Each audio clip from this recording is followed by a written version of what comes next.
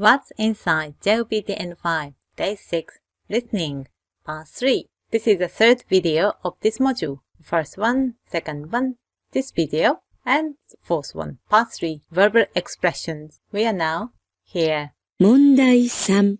問題3では、絵を見ながら質問を聞いてください。矢印の人は何と言いますか？ 1 から3の中から一番いいものを一つ選んでください。In question 3, please listen to the question while you are looking at the picture. What will the person pointed by arrow say? Please choose the best one from 1 to 3. I want to tell you the secret of 問題3. I would like to test your speaking ability.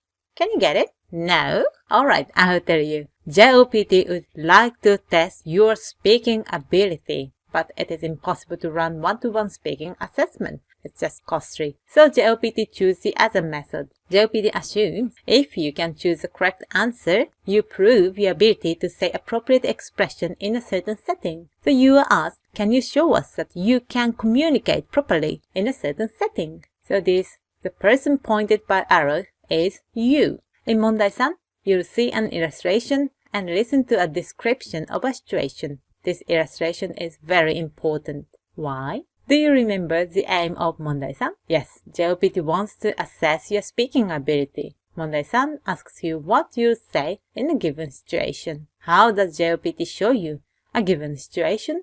Yes, an illustration shows you a situation. Listen to a recording and look at an illustration to grasp a situation. Let's see the example question. First, look at the illustration carefully. She is you. Which place is this? At the cafe. What would you like to do? Maybe you would like to call the waitress. You also listen to the description about the situation.